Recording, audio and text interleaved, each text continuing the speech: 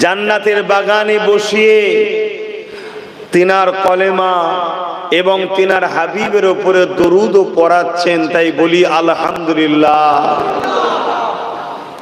পুরো পৃথিবীর ভৌগোলিক পরিস্থিতি খুবই কঠিন পর্যায়ে, একেবারে মনুষ্যত্ব ধ্বংসের দিকে, ইনসানিয়াত ধ্বংসের দিকে। ঠিক সেই রকম একটা সময়, যে সময়ে বাপের হাতে বেটিরাও নিরাপদ নয় এখন, যে সময়ে সন্তানের হাতে মাও নিরাপদ নয়, স্বামীর কাছে স্ত্রী নিরাপদ নয়, স্ত্রীর কাছে স্বামীর বিশ্বাস ভক্তি উপযুক্ত বিশ্বাসের জায়গাও নাই, যে সমাজে শাসকের হাতে প্রজারা আজকে খুন হচ্ছে, শাসকের ইন্ধনে প্রজারা ধর্ষিতা হচ্ছে, এই রকম একটা অশুভ সময়ে, এরকম একটা ভয়ানক পরিস্থিতিতে আমরা বসেছি, একেবারে নিশ্চিন্তায় সব বসে আছি, তাই তো নাকি? এই মুহূর্তে বুকে হাত দিয়ে বলুন, কারো কোনো টেনশন আছে? এজন্যই নবী বলেছেন এই জায়গা হলো জান্নাতের টুকরা। জোরে বলুন সুবহানাল্লাহ। একেবারে নিশ্চিন্তায় বসে আছি এবং এই খুশি আনন্দ নিয়েও বসে আছি যে আজ আমাদের ছোট ছোট গুনাহগুলো সব আল্লাহ মাফ করে দেবেন। জোরে বলুন সুবহানাল্লাহ। আল্লাহ নবী বলেছেন, যেখানে দ্বীন ইসলাম কোরআনের কথা আলোচনা হয়, শরীয়তের কথা আলোচনা হয়, ওই জায়গায় কেউ যদি গিয়ে বসে চুপ করে, আল্লাহ খুশি হয়ে তার জীবনের গুনাহ মাফ করেন। এবং কেউ যদি দিন শিখার জন্য একটা ঘন্টা বসে, 40 বছরের নফল ইবাদতের নেকি আল্লাহ দান করে। জোরে বলুন সুবহানাল্লাহ। আল্লাহ দরবারে শুকরিয়া যে আজকে এই মাহফিলটা আমরা করতে পারছি। কেন আজ এমন একটা অশুভ সমাজ ব্যবস্থা, সন্ত্রাসী সমাজ ব্যবস্থা আস্তে আস্তে মাথাচাড়া দিচ্ছে, যেখানে কোরআনের মাহফিল করাও বড় দুষ্কর, দিনের আলোচনার মাহফিল করাও বড় দুষ্কর। এই পরিস্থিতি, এটা যে নতুন আমাদের উপরে হচ্ছে তা নয়, এরকম প্রায় প্রায় সময় ঘটেছে। দুটো কারণে ঘটেছে। প্রথম নম্বর দোষ হলো আমাদের দোষটা কি? আমাদের দোষ হলো আমরা ধর্মের মূল রাস্তা থেকে সরে গেছি, এটা হলো আমাদের দোষ। দ্বিতীয় নম্বর, এই জুলুমটা কেন হয়? আমরা যখন মূল স্রোত থেকে সরে যাই, তখন এই পৃথিবীতে সন্ত্রাসবাদ, জঙ্গিবাদ, জালিম অত্যাচারীরা মাথা চাড়া দেয়। আর যখনই তারা মাথা চাড়া দিয়েছে, তারা সর্বপ্রথম টার্গেট করেছে গরিবদের ঘরে। তারা সর্বপ্রথম টার্গেট করে গরিবদের সাহারা দেনেওয়ালা ইসলামের উপরে। কেন আমরা ইসলামকে শুধু দাড়ি টুপি নামাজ রোজার মধ্যে সীমাবদ্ধ করেছি। ইসলাম শুধু দাড়ি টুপি নামাজ রোজার নাম নয়, ইসলাম ইনসাফের নাম, ইসলাম ইনসানিয়াতের নাম, ইসলাম মনুষ্যত্বের নাম, ইসলাম ক্ষুধার্ত মানুষকে খানা খাওয়াবার নাম। এ আমার নওজোয়ান তরুণ যুব সমাজ, মন দিয়ে শোনো। আমরা মুসলমান দাবি করছি ঠিকই, আমাদের মধ্যে ইনসাফ আছে কি দেখো, ইনসানিয়াত আছে কি দেখো, ক্ষুধার্ত মানুষকে খানা খাওয়াই কি দেখো। কেন ইসলাম অসহায়কে আশ্রয় দিবার নাম, ইসলাম এতিমের অধিকার প্রতিষ্ঠিত করার নাম, ইসলাম বিধবার অধিকার প্রতিষ্ঠিত করার নাম, ইসলাম সমাজ থেকে দুর্নীতি জুলুমকে বন্ধ করার নাম, ইসলাম সন্ত্রাস মুক্ত সমাজ গড়ার নাম, ইসলাম জুলুম মুক্ত সমাজ গড়ার নাম, ইসলাম নেশা মুক্ত সমাজ গড়ার নাম। আজ আমরা ধ্বংসের কারণ হলাম, আমরা ইসলাম থেকে সরে গেছি, তাই আমরা ধ্বংস হচ্ছি। আজ আমাদের যুব সমাজ নেশাতে আসক্ত, আজ আমাদের যুব সমাজ আত্মহত্যা করছে, আজ আমাদের যুব সমাজ মেন্টালি ডিপ্রেশনে আত্মহত্যা করছে, বা স্ট্রোক হচ্ছে, বা হার্ট অ্যাটাক হয়ে মারা যাচ্ছে। এই সব পিছনে একটাই কারণ, আমরা ইসলাম থেকে সরে গেছি। যদি নেশা মুক্ত সমাজ থাকতো আমাদের যুব সমাজ, তাহলে নেশাতে আসক্ত হতো না, না পারিবারিক অশান্তি হতো, না সামাজিক অশান্তি হতো, না আমাদের যুব সমাজ আজকে এইভাবে অল্প বয়সে মৃত্যুর কোলে যে ঢলে পড়ছে এদিকে যেত না। ইসলাম এমন একটা সুন্দর জীবন ব্যবস্থার নাম, যেখানে সন্ত্রাস থাকবে না, কোন জালিম শাসকের রক্তচক্ষু চলবে না, যেখানে কোন অত্যাচারী শাসকের অত্যাচার চলবে না, যেখানে ইসলাম জানিয়েছে কুনতুম খায়রা উম্মাতিন উখরিজাত লিন-নাস তা'মুরুনা বিল মা'রুফ ওয়া তানহাউনা আনিল মুনকার।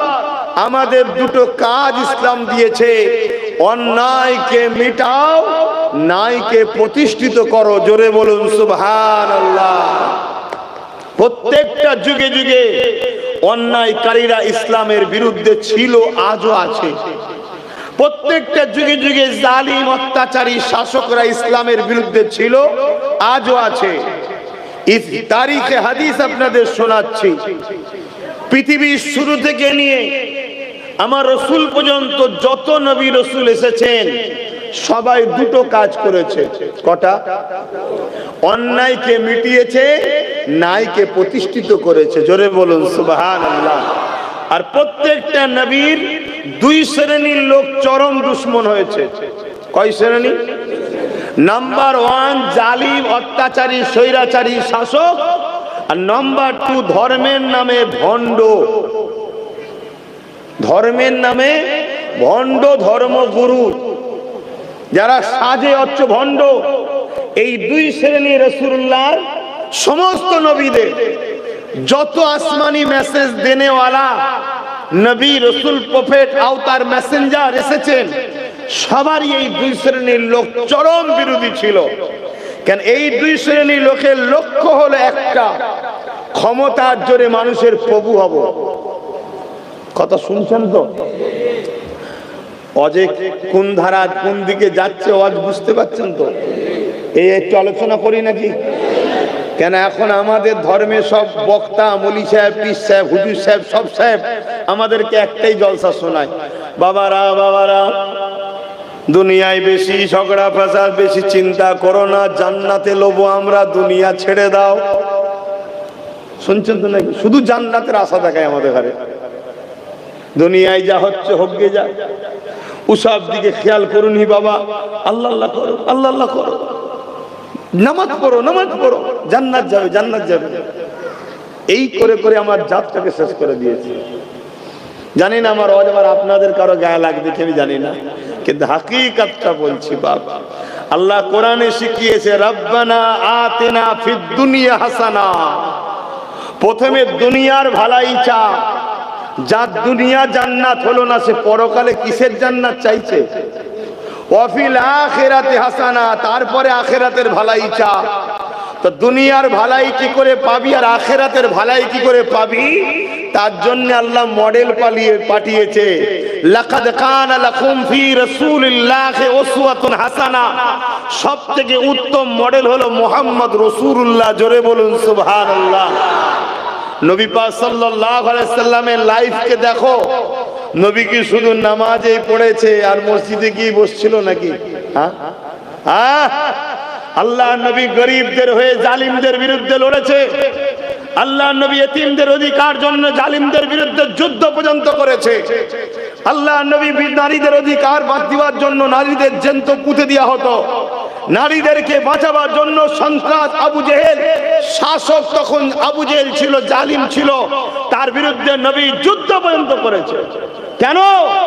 নারীদেরকে বাঁচাতে হবে, গরিবদের বাঁচাতে হবে, বিধবাদের বাঁচাতে হবে, অসহায় দুঃখীদের বাঁচাতে হবে। তারা কেউ কিন্তু আল্লাহ মানত না। কোন মাথায় ঢুকাবে?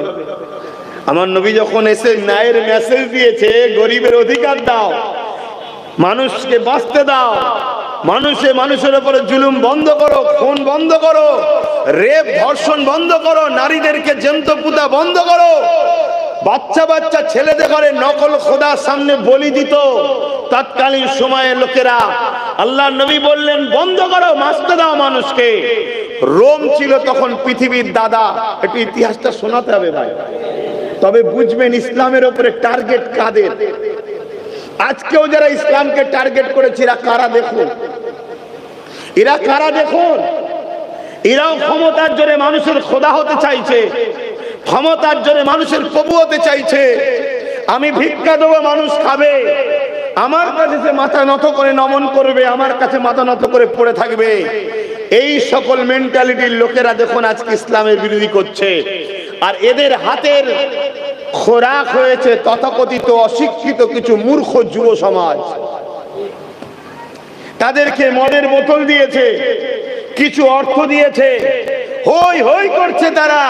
তারা জানে না তাদের বাচ্চার ভবিষ্যৎটা কি, তারা জানে না তাদের লাইফটা কোথায়, তারা জানে না আমরা যাদের জন্য মারপিট করছি তাদের ছেলেরা পৃথিবীতে বড় বড় ইউনিভার্সিটিতে পড়ছে। আমরা যাদের জন্য লড়াই করছি তাদের বেটিরা মুসলিম ছেলেদেরকে জামাই করছে। জানেন তো নাকি? জানে না।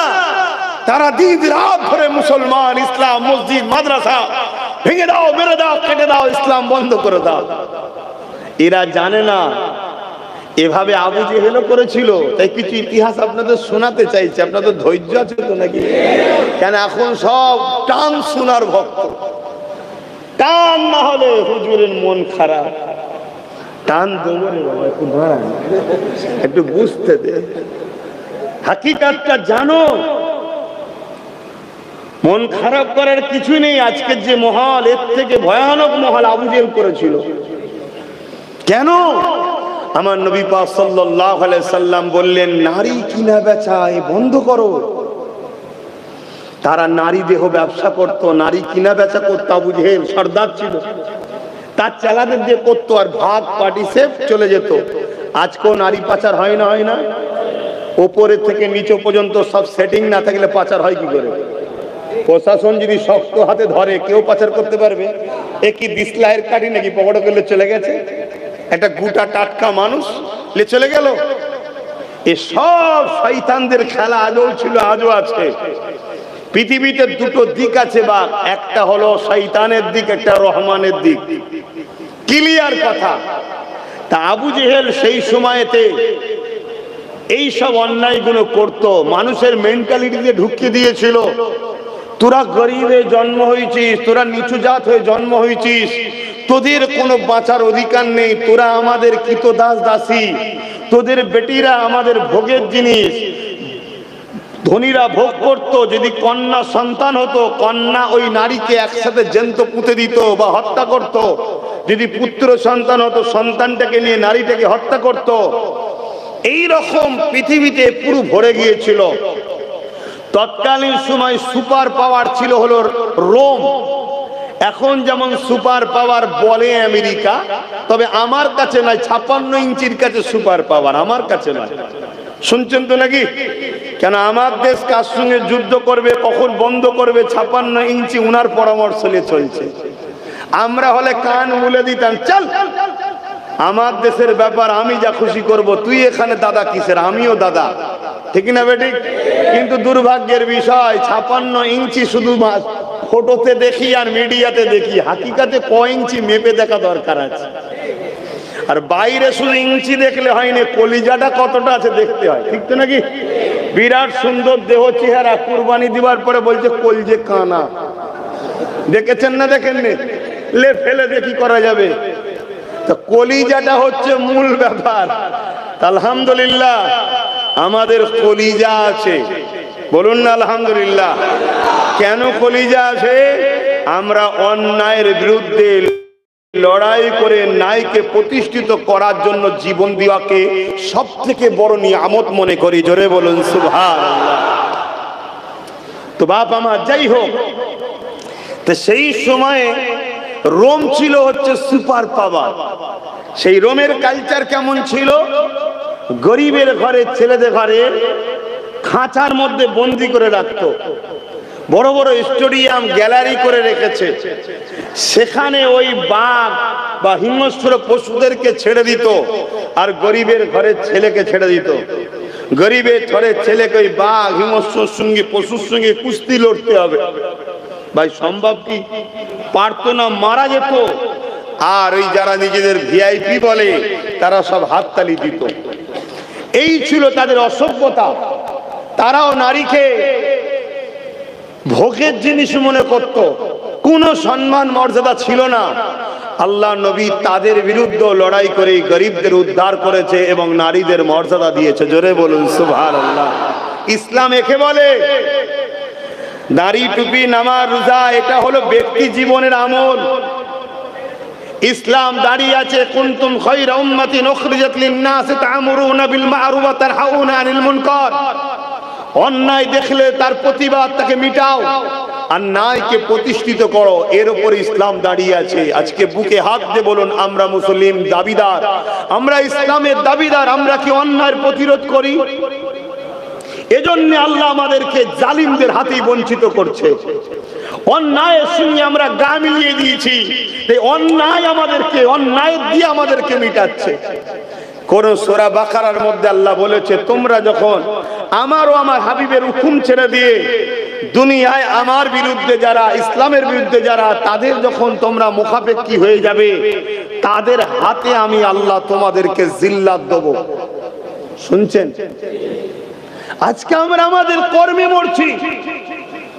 আমাদের উচিত যে কোনো অসহায় মানুষ বিপদে পড়লে, সে যে কোনো ধর্মের হোক, মুসলিম হতে পারে, হিন্দু হতে পারে, খ্রিস্টান হতে পারে, আদিবাসী হতে পারে, সাঁওতাল হতে পারে, তার ধর্মটাকে আমি দেখতে যাব না। আমি দেখব সে মানুষ, সে বিপদে পড়েছে। শুধু মানুষ নয়, কোনো অবলা পশু বিপদে পড়লে তাকে সাহায্য করার নাম হলো ইসলাম। জোরে বলুন সুবহানাল্লাহ। একটা কথা মনে পড়ে গেছে, এক নারী ছিল বড় নামাজি, রোজাদার, তাহাজ্জুদ পড়া নারী, কিন্তু সে এক বিড়ালকে বন্দি করে ঘরের মধ্যে না খেতে দিয়ে মেরেছিল। আল্লাহ নবীর কাছে যখন এই মেসেজটা আসে, তার এত রোজা, নামাজ, কোরআন তেলাওয়াত সব কিছু শুনেছে, কিন্তু একটা অবলা পশুকে ঘরের মধ্যে বন্দি করে না খেতে দিয়ে মারার কথা যখন রাসূল শুনেছে, আল্লাহ নবী বললেন, ওই নারীটা কিয়ামতের দিন জাহান্নামে যাবে। শুনছেন বাপজানেরা? আর আজকে আমরা মানুষে আশরাফুল মখলুকাত মানুষ, সেই মানুষকে ক্ষুধার্ত রাখছি, তার সম্পদকে কিনে নিচ্ছি, তার নামে মিথ্যা কেস দিচ্ছি, তার উপরে জুলুম করছি, তাকে হত্যা পর্যন্ত করছি, তার নামে কি না কি করতে আমরা বাদ দিয়েছি। আপনি বলবেন আমি তো করিনি। আপনি করেন না তো কি হয়েছে? যারা করে তাদের সাথে আপনি আছেন না? না, একটু হ্যাঁ কি না বলেন। ইসলাম বলছে দুই শ্রেণীর লোক মার খাবে। ইসলাম বলছে দুই শ্রেণীর লোক মার খাবে। নাম্বার 1 হলো যে পাপ অন্যায় করে তাকে আল্লাহ শাস্তি দেবে। নাম্বার 2 হলো যে অন্যায় পাপের প্রতিবাদ করেনি, আল্লাহ তাকেও শাস্তি দেবে। আল্লাহ পাক আমাদেরকে যে ডিউটি দিয়েছে, ওই ডিউটি যদি আমরা পালন না করি, আল্লাহ পাকের দয়া তো আমাদের উপর থেকে উঠে যাবে, আল্লাহ সাহায্য তো আমাদের উপর থেকে উঠে যাবে। এক শ্রেণীর মানুষ তারা মুখেও অবিশ্বাস করে, দিল থেকেও অবিশ্বাস করে, কিন্তু আমরা মুখে বলি ইসলামকে মানি, হাকিকাত ইসলামের কাজগুলোকে পালন করি না। এই জন্য আল্লাহ আমাদের উপরে নারাজ হয়ে গেছে। যদি আমরা আল্লাহ পাকের আযাব থেকে নাজাত পেতে চাই, আমাদেরকে ন্যায়ের পক্ষে ফিরে আসতে হবে, অন্যায়ের বিরুদ্ধে লড়তে হবে। সেই অন্যায়ের বিরুদ্ধে লড়তে গিয়ে যদি জীবন চলে যায়, চলে যাবে। জেল যদি খাটতে হয়, খাটতে হবে। কাজ কাম যদি চলে যায়, চলে যাবে। তোমাকে আল্লাহ পরীক্ষা নেবে, ওই পরীক্ষায় তোমাকে পাস করতে হবে। তুমি আল্লাহকে ভালোবাসো বলো, আর আল্লাহ যখন কোন বান্দার উপরে জুলুম অত্যাচার হয়, আল্লাহর কোন বান্দির উপরে অত্যাচার জুলুম যখন হয়, কেন তুমি আল্লাহর সেই বান্দা বান্দির সাথ দিলে না? এই জমিনের উপরে অন্যায়কে মিটিয়ে ন্যায়কে কেন প্রতিষ্ঠিত করলে না? আল্লাহ, এই জমিনের উপরে নেশা মুক্ত সমাজ গড়ার জন্য কেন তুমি চেষ্টা করলে না? এই জমিনের উপরে সুদ ঘুষ মুক্ত সমাজ গড়ার কেন তুমি চেষ্টা করলে না? আজকে যদি জমিনের উপরে ঘুষকে বন্ধ করার জন্য তুমি আমি যদি চেষ্টা করতাম, তাহলে তোমার আমার সমাজে ঘুষ যদি না থাকতো, তাহলে অনুপযুক্ত লোক কোনো চাকরি করতো না, আর উপযুক্ত গুলো আজকে বাদাম বিক্রি করতো না। ঠিক না বেঠিক?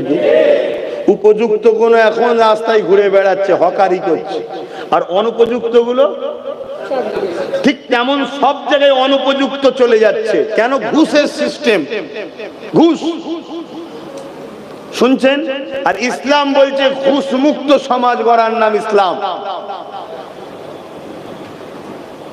জান বস, ইসলাম বলবেন তো ঘুষ দিয়াও যেমন নিষেধ, ঘুষ লিয়াও। তাহলে আমরা বলুন, আমরা ঘুষ বন্ধ করতে চাই? কোথায় করছি? আজকে যদি ঘুষ সিস্টেম বন্ধ থাকতো, তাহলে আজকে যে 26,000 চাকরিজীবী যে কলকাতায় আজকে যে আন্দোলন করছে, এই আন্দোলনটা হতো কেন? সিস্টেম নাই। যে উপযুক্ত সে চাকরি পেত, যে উপযুক্ত নয় সে পেত না। আমার কথা বুঝছেন তো নাকি? আপনি ভাববেন আপনি এসেছেন হুজুরের ছেলে, নামাজ রোজার কথা বলবেন, এই চাকরি নিয়ে বলছেন কেন? এটাই তো আমাদের ধ্বংসের কারণ। নামাজের কথা যেমন বলতে হবে, রোজার কথা যেমন বলতে হবে, ঠিক তেমনি এটাও বলতে হবে, এর নামও ইসলাম। জোরে বলুন সুবহানাল্লাহ। এখানে প্রত্যেকটা মানুষ জানে নামাজ না পড়লে গুনাহ হয়, কিন্তু বেশিরভাগই মানুষ জানে না এই যে অন্যায় হচ্ছে এর বিরুদ্ধে কথা না বললে পাপ হয়। এটা বেশিরভাগ লোকই জানে না। এই জানে এখানে রোজা না রাখলে গুনাহ হয় সবাই জানে, কিন্তু নিজের দেশের জন্য, নিজের সার্বভৌমত্বকে নিরাপদে রাখার জন্য চেষ্টা না করলে গুনাহ হয়, এটা কটা মুসলমান জানে? কেন আমাদেরকে এই ওয়াজ করার তো উলামা নাই। নামাজের উলামা কয়েক কোটি পাবেন, রোজা রাখার কথা বলার উলামা কয়েক কোটি পাবেন, হজ করার কথা বলার উলামা কয়েক কোটি পাবেন, মাদ্রাসা বানাও মসজিদ বানাও এ উলামা কয়েক কোটি পাবেন, কিন্তু আমাদেরকে এইটা বলার লোক কই যে আমাদের প্রতিবেশী যদি একটা অমুসলিমও রাত্রিরে ক্ষুধার্ত খেয়ে শোয়, কিয়ামতের দিন আল্লাহ তোমাকেও জিজ্ঞাসা করবে সে অমুসলিম তো কি হয়েছে? তোমার আমার আল্লাহর সৃষ্টি না সৃষ্টি না? আল্লাহর সৃষ্টিকে খেতে দিলেন না কেন? এটার কথা কজন বলে? বলো। আমরা সবাই জানি নবী আমার দ্বীনের প্রচার করেছে। আল্লাহ নবী কি প্রচার করেছে, কবে কি প্রচার করেছে এটাই তো জানলাম না। আমরা সবাই বলি নবী বা নামাজের প্রচার করেছে, রোজার প্রচার করেছে, হ্যাঁ করেছে, কিন্তু নামাজটা কবে নবী নিয়ে আসলো, কোথা থেকে নিয়ে আসলো এটাই তো ভুলে গেলাম। এ যুবকেরা, আল্লাহ নবী মেরাজ থেকে নামাজ এনেছে। মেরাজে নবী কবে গিয়েছিল? 27 রজব নিবারাতে রাত্রে গিয়েছিল, কিন্তু মনে রাখবেন কত হিজরিতে গিয়েছিল এটাই তো আমরা জানি না। আল্লাহ নবী 621 মেরাজে গিয়েছিল, আর নবী পাক নবুয়াতের কাজ শুরু করেছিল 610-এ। নামাজ এনেছে 11 বছর পর। এই 11টা বছর ধরে নবী আমার কি করেছিল? এই 11টা বছর ধরে নবী আমার জমিনের প্রত্যেকটা অন্যায় অত্যাচারকে বন্ধ করেছিল, অত্যাচারীদের হাত থেকে নারীদের বাঁচিয়েছিল, বজমন করে এতিমদের অধিকার দিয়েছিল, বিধবার মর্যাদা দিয়েছিল, জালিম শাসকদের দাসত্ব শিকল থেকে মানুষ জাতিকে আল্লাহ নবী মুক্ত করেছিল। নবী পাকের আখলাক চরিত্র ব্যবহারে দলে দলে মানুষ নবীর উপরে দিওয়ানা হয়ে গিয়ে আমার নবীকে মুহাম্মদ রাসূলুল্লাহ বলে মেনে নিয়েছে। আরো জোরে বলুন সুবহান।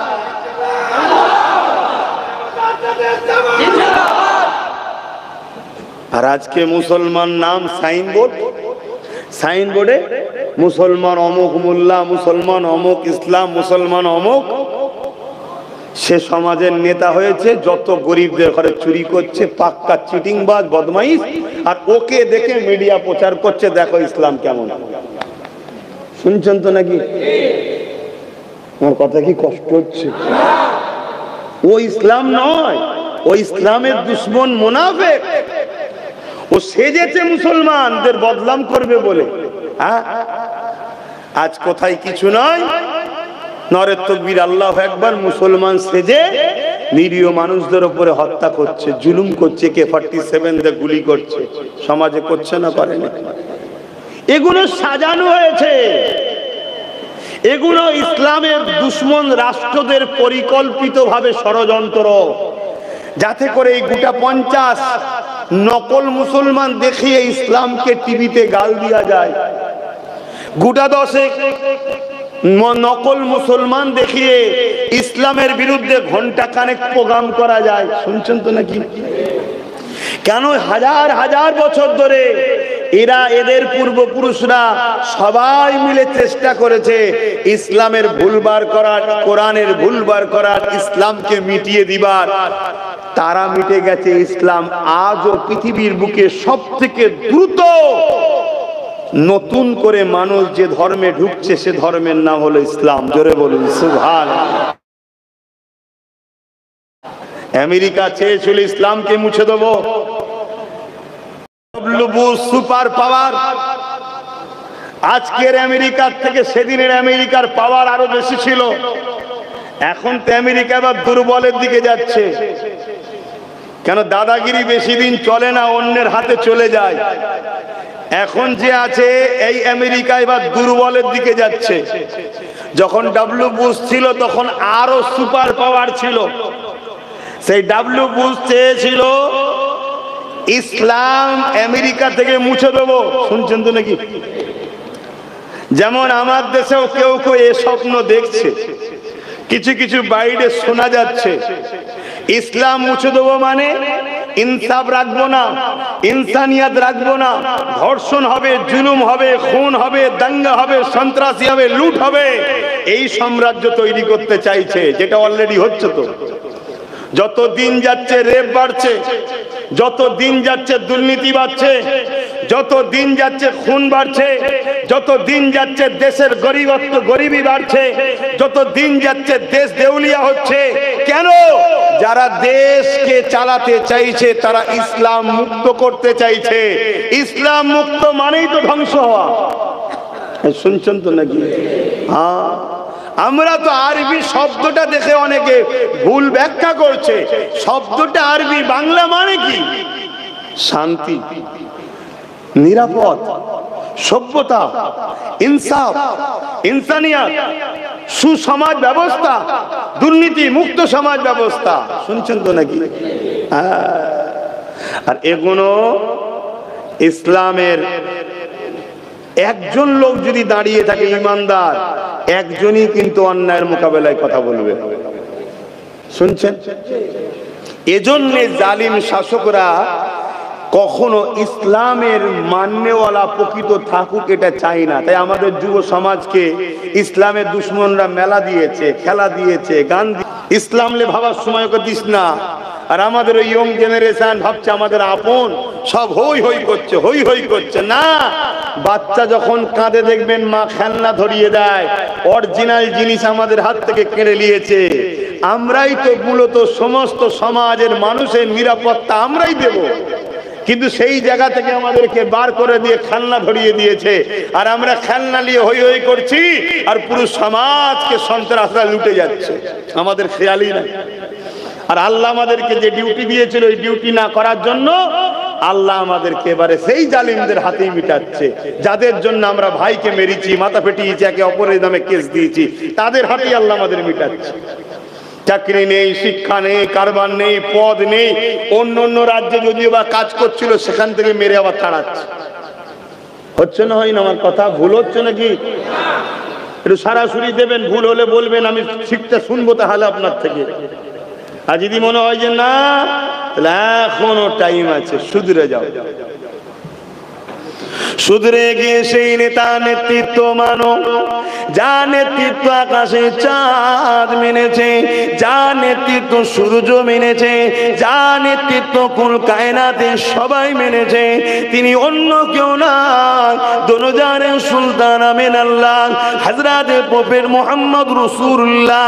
এ যুবকেরা, তরুণেরা, বাপেরা, আমার নবী পাক সাল্লাল্লাহু আলাইহি ওয়াসাল্লামের সবথেকে বড় দুশমন ছিল আবু জেহেল। ওই আবু জেহেল চেয়েছিল আমার নবীকে মিটিয়ে দেবার, কখনো সৈন্য পাঠিয়ে, পুলিশ পাঠিয়ে আমার নবী পাককে শহীদ করে দিতে চেয়েছিল, কিন্তু সে পারেনি। অনেক চেষ্টা করেছে, পারেনি। লাস্টে একটা জাদুকরকে ডেকে এনেছে, যে জাদুকরটা হলো তৎকালীন সময়েতে সব থেকে বড় জাদুকর হাবিব ইয়ামানি তার নাম। ইয়ামানে তার বাড়ি ছিল। এমন করে আমার রাসূলুল্লাহকে পরাজিত করবে, জাদু করে হারিয়ে দেবে, এই আশা করে আমার নবী পাকের কাছে আবু জেহেল জাদুকরকে নিয়ে এসেছে। আর পূর্ণিমার চাঁদ, চৌদ্দই আকাশে চাঁদ উঠেছে, গোল চাঁদ উঠেছে। আল্লাহ নবী এমন করে আবু কুবাইস পাহাড়ে ধারে হাঁটাহাঁটি করতে লেগেছে। আবু জেহেল ওই জাদুকরকে নিয়ে আল্লাহ নবীর কাছে চলে আসলো। আল্লাহ নবীকে বলতে লাগলো, হে মুহাম্মদ, হে হাবিব ইয়ামানি, এ আপনার সঙ্গে কিছু কথা বলতে চায়। আল্লাহ নবী বললেন, কি কথা বলতে চাও? ওই হাবিব ইয়ামানি বলল, আপনি যে নবী দাবি করেছে, রাসূল দাবি করেছে, আখেরি মেসেঞ্জার দাবি করেছে, প্রফেট দাবি করেছে, আল্লাহর পক্ষ থেকে যে আপনি এসেছে, এর কিছু নমুনা আমাকে দেখান। তবে নমুনাটা জমিনে দেখালে হবে না, আসমানে দেখাতে হবে। কেন? জাদুকররা জানে জাদু জমিনের উপরে হয়, আসমানের উপরে চলে না। এই সমাজে কিছু বাবা বেরিয়েছে, চমৎকার বাবা। কি বাবা? চমৎকার বাবা। নানা রকম সব জাদুর খেলা দেখায়। শুনছেন? এই সব চমৎকার খেলা দেখে আমার সমাজের প্রচুর মানুষ তাদের কাছে যে তাদের গোলাম হয়ে যাচ্ছে। কিন্তু যারা প্রকৃত মুহাম্মদ রাসূলের গোলাম, তাদেরকে কি গোলাম বানাতে পারবে? তাহলে এই বাবারা ইসলামের দুশমন হবে না? হবে না? এই কোচি, তুমি কি করছো? তুমি পড়াশোনা করো না? ওই তোমার পিছনে টুপি, পড়াশোনা করো, তোমার হাতে অত বড় ফোন কেন? তোমার ছেলে ওটা, তো তুমি তোমার চেনা শোনা লোক, তোমার ছেলের হাতে ফোন কেন? সব জায়গায় ওয়াজ করি যে ফোন দেবে না, ফোন না দিলে একদিন কাঁদবে, দুদিন কাঁদবে, 1 ঘন্টা 2 ঘন্টা পরে ঠান্ডা হয়ে যাবে, আর ফোন দিলে সারা জীবন কাঁদতে হবে। এখন তোর পড়াশোনার জীবন। ছেলেগুলোকে এইভাবে নিজেরা বাপেরা ধ্বংস করো না। বাচ্চাগুলোর লাইফকে বাপ মা এইভাবে নিজেরা ধ্বংস করো না। কি কম্পিটিশনের সময় চলছে দেখতে পাচ্ছ না? তোমরা বাচ্চাদের হাতে মোবাইল তুলে দিচ্ছ। তোমাদের উচিত বাচ্চাদের হাতে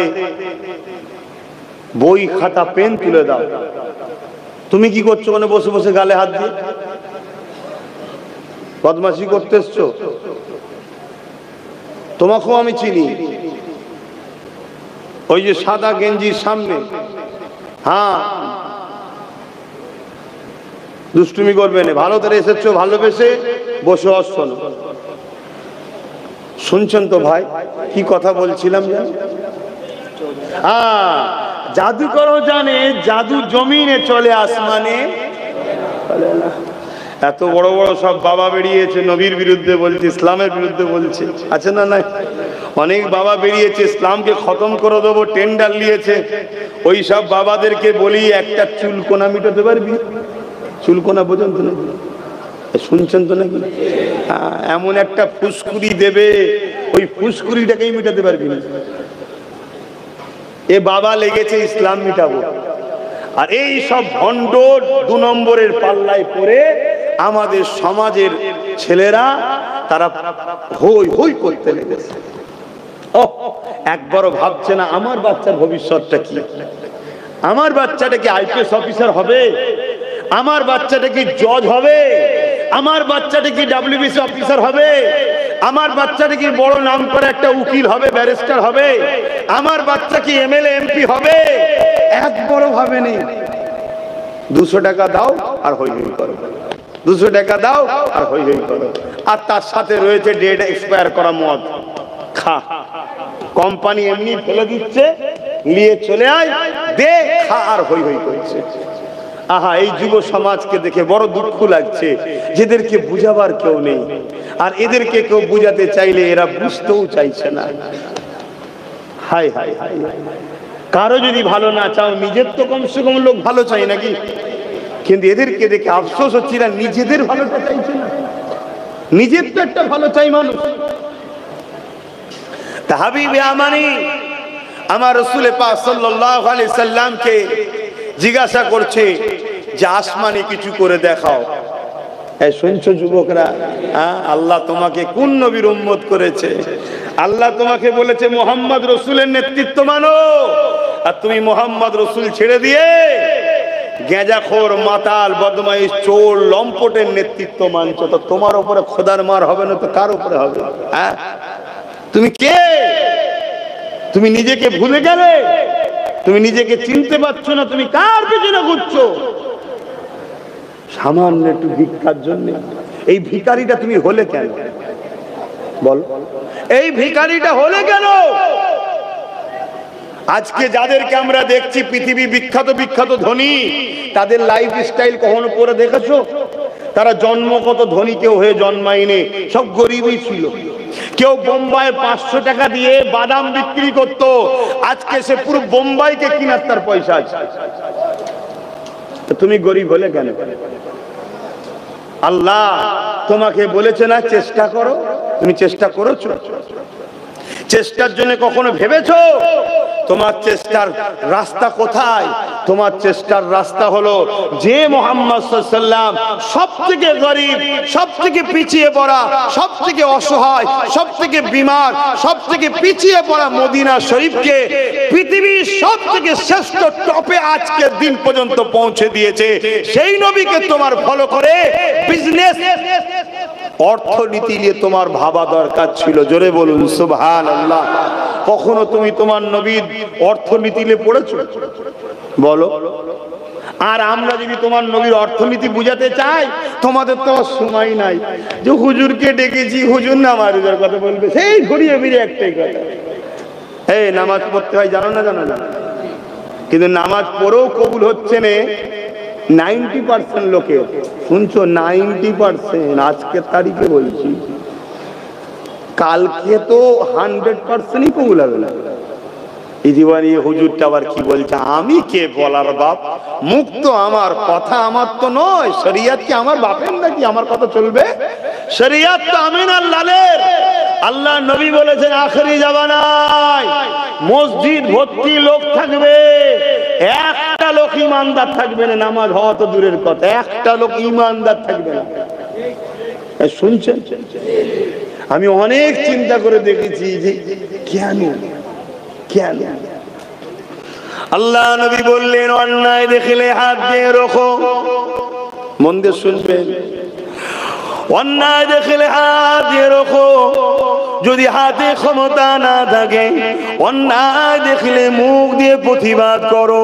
যদি প্রতিবাদ করার ক্ষমতা না থাকে, অন্যায়কে ঘৃণা করে দূরে সরে যাও। এই তিনটের মধ্যে কোনোটা যদি না থাকে, আল্লাহ নবী বলছেন তার মধ্যে ঈমান নাই। শুনছেন? আজ লাখো কোটি মুসলমান অন্যায় দেখছে, হাত দিয়ে রোখে নে। অন্যায় দেখছে, মুখ দিয়ে প্রতিবাদও করে নে।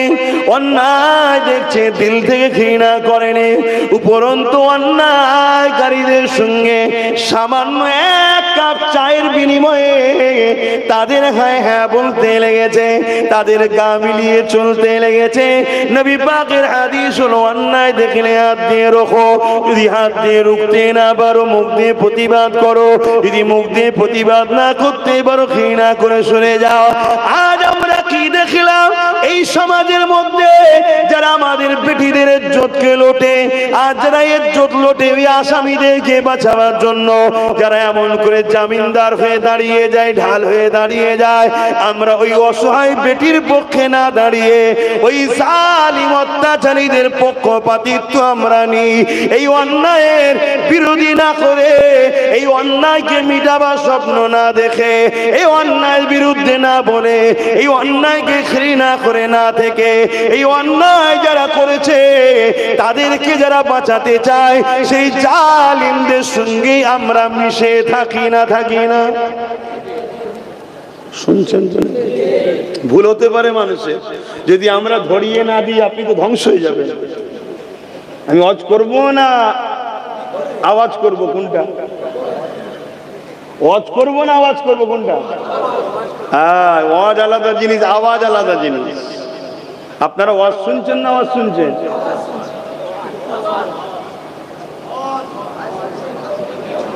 দুটো দল হয়ে গেছে এখানে। যারা আওয়াজ শুনছো তারা বেকার সময় নষ্ট করছো, আর যারা ওয়াজ শুনছো তারা কামিয়াবি হচ্ছে। কেন, নবী ওয়াজ করেছিলেন, আবু জেহেল আওয়াজটা শুনেছিল, খুব সুন্দর আওয়াজ, কিন্তু আবু বকর সিদ্দিক আওয়াজের পাশাপাশি হুজুরের কথাটা, ওয়াজটা, নসিহত, ওয়াজ মানে ভালো কথার উপদেশ দেওয়া, ওইটাকে শুনেছিল, তাই সিদ্দিক আবু বকর হয়ে গেল। জোরে বলুন সুবহানাল্লাহ। এখন তোমরা কোনটা চাইছো, যে হুজুর ওয়াজ করুক না আওয়াজ করুক? যদি ওয়াজ করি তাহলে হক কথা বলতে লাগবে। যেমন আমরা দেখলাম এই বাংলায় আমাদেরই একটা বোন, আল্লাহরই সৃষ্টি, তিলোত্তমা নাম, কলিকাতা মেডিকেলে না কি বলে আরজি করে ডাক্তার ছিলেন, লেডি ডাক্তার, রেপ হয়ে গেল। সেই রেপিস্টদেরকে বাঁচাবার জন্য যারা উকিল ফিট করেছে, আমরা আজকে লাখো মুসলমান সেই জালিমদের সাথে আছি না নাই? আল্লাহ নবী বলছেন, অন্যায়ের সাথে যে থাকে তার ঈমান থাকে না। এই শুনছেন বাপ? তাহলে ওয়াজ করব তো? হ্যাঁ। পাপ দুই ধরনের হয়, মন দিয়ে শুনবেন। একটা নিজের ক্ষতি, আর একটা ইনসাফ, ইনসানিয়াত, ধর্মের ক্ষতি। নিজের ক্ষতি যে করে সে যদি তওবা করে নেয় আল্লাহ মাফ করে দেবেন। জোরে বলুন সুবহানাল্লাহ। কিন্তু কেউ যদি মানবতার, সভ্যতার, ইনসাফ, ইনসানিয়াত যেটাকে ইসলাম বলে, এর যদি কেউ ক্ষতি করে তার মাফ নাই। আল্লাহ নবী যে বললেন মসজিদ ভর্তি লোক থাকবে, একটা ইমানদার থাকবে না। এর কারণটা কি হতে পারে? এ যুবকেরা, তরুণেরা, বাপেরা, তারা হয়তো অন্যায় করেনি, নামাজ পড়ে, তারা হয়তো অন্যায় করে না, রোজা রাখে, তারা হয়তো অন্যায় করে না, দান খায়রাত করে, কিন্তু তাদেরই ভুলের কারণে এই সমাজে আবু জেহেল মাথায় উঠে যায়, তাদেরই ভুলের কারণে এই সমাজের এজিদ মাথায় উঠে যায়, তাদেরই ভুলের কারণে এই সমাজের উদবারা মাথায় উঠে যায়। আর তারা মাথায় উঠে গিয়ে ক্ষমতার জোরে ওয়াকাফ কালা কানুন তৈরি করে মসজিদকে মিটিয়ে দিতে চাইছে, মাদ্রাসাকে মিটিয়ে দিতে চাইছে, দ্বীন ইসলামের ঐতিহ্যকে মিটিয়ে দিতে চাইছে। ভেবে দেখুন, যারা মসজিদকে মিটায় আর মিটাবাকারীদেরকে যদি সহযোগিতা করি তাহলে আমাদের ঈমানটা থাকে কেমন করে? মাদ্রাসাকে যারা মিটাতে চায় তাদেরকে যদি আমরা সহযোগিতা করি তাহলে আমাদের ঈমানটা থাকে কি করে? এ যুবকেরা, তরুণীরা, বাপেরা, এই মনে রাখবে, নিজের মধ্যে একটু দেখুন। আমি ডাইরেক্ট যদি ভুল নাও করি, ইনডাইরেক্ট যারা ভুল করছে তাদেরকেই তো আমি শক্তিশালী করেছি, তাদেরকে ভুল করার পাওয়ার তো আমি দিয়েছি। এই আল্লাহ নবী জানিয়ে দিলেন, অন্যায় দেখলে হাত দিয়ে রাখো, যদি হাতে ক্ষমতা না থাকে মুখ দিয়ে প্রতিবাদ করো, যদি মুখে ক্ষমতা না থাকে অন্তরে ঘৃণা করে দূরে সরে যাও। যদি তিনটের মধ্যে কোনোটা তোমার মধ্যে না থাকে, অর্থাৎ অন্যায় রয়েছে হাত দিয়ে রুখতে পারো না, দ্বিতীয় নম্বর মুখ দিয়ে প্রতিবাদ করো কিন্তু মুখেও প্রতিবাদ করতে পারো না, তিন নম্বর হলো অন্তরে ঘৃণা করো, ঘৃণাও করতে পারলে না উপরন্তু অন্যায়ের পক্ষে দাঁড়িয়ে গেলে, মনে রাখবে আল্লাহ নবী জানিয়ে দিল তার মধ্যে ঈমান নাই। এটা আমার আব্বার কথা নয়, রাসূলুল্লাহর কথা। হতে পারে সে দাড়িওয়ালা, টুপিওয়ালা, নামাজি, রোজাদার, সে বেঈমান। বেঈমানের কোনো ভালো কাজ আল্লাহ পাক নেবেন না। তাই দুনিয়ার জমিনে আমরা মার খাচ্ছি, মুসলমান দেখছি, হাকিকাতে কটা ইমানদার মুসলমান মার খাচ্ছে আর কটা মুনাফিক মার খাচ্ছে, এটাও তো বোঝা বড় মুশকিল। তাহলে ওয়াজ করি? হ্যাঁ, ওয়াজ করছি আমি, মনে রাখবেন। হ্যাঁ, এখনো সময় আছে। যদি ক্ষমতা থাকে হাতে রোকো, দেখছি একা পারবো না, মুখ দে, তাও পারবো না, অন্তর থেকে ঘৃণা করে, এটা তো আল্লাহ জানছে, সব সরে যাও। তুমি তা না করে সেই জালিমদের পক্ষপাতিত্ব এখনো। হ্যাঁ,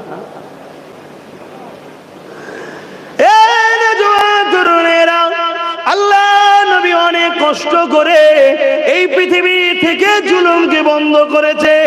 আল্লাহ নবী অনেক কষ্ট করে এই পৃথিবী নারীদের ঘরে জালিম অত্যাচারী নরখাদু মানুষের হাত থেকে বাঁচিয়েছে। আল্লাহ নবী অনেক কষ্ট করে এই পৃথিবীর নারীদের অধিকার দিয়েছে। আল্লাহ নবী অনেক কষ্ট করে এতিম বিধবাদের মর্যাদার ব্যবস্থা করেছে। আল্লাহ নবী অনেক